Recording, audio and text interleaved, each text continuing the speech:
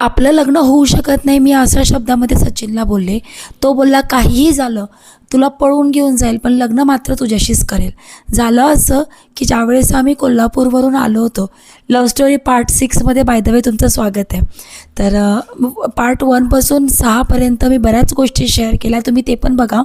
Playlist बनवली आहे यूट्यूबवरती. मी माझ्या जॉबला होते आणि मम्मीला कसं बसं तरी मी सगळ्या गोष्टी शेअर केल्या घाबरून. पप्पाला हाताला धरलं आणि म्हटलं मम्मी असं असं आहे तसं तसं आहे, बऱ्याच गोष्टी शेअर केल्या. आणि म्हटलं तो पवार आहे, काय लोड नाही, तू एकदा भेटून घे, तुला आवडतो का बघ म्हटलं, आणि तुला नक्कीच आवडेल. कारण म्हटलं एखाद्या आईला काय वाटतं की आपली मुलगी सुखी असावी, घरदार छान असावं, नोकरीला मुलगा असावा, चांगल्या गोष्टी असाव्या. फायनली मी आणि सचिन गेलो माझ्या माहेरी, म्हणजे माझ्या मम्मीच्या इथे. पप्पा होते, राहुल होता. खूप कम्फर्टेबल फील केलं सचिनने, मम्मीने पण खूप छान ट्रीट केलं. मम्मीला इम्प्रेस करण्याच्या नादात मी एक अशी गोष्ट सांगितली कोल्हापूरची की मम्मीला असं वाटलं की सचिन आपल्या जातीचा नाही आहे. तर मम्मी म्हटली तो नक्कीच आपल्या जातीचा आहे ना. म्हटलं हो मम्मी. तर म्हणे नाही म्हणे, तू एक वेळा नक्की चेक कर त्याला विचारून. दिवसभर मम्मीच्या घरी थांबून आम्ही पुण्याला आलो.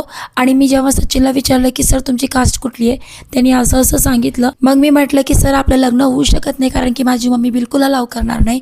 तर तो म्हटला काहीही झालं तर लग्न मात्र तुझ्याशीच करेल, आता तू ठरवते कसं करायचं. माझ्या पप्पाला, मामाला आणि भावाला म्हटलं प्लीज काही करा, मला याच्याशी लग्न करायचं आहे.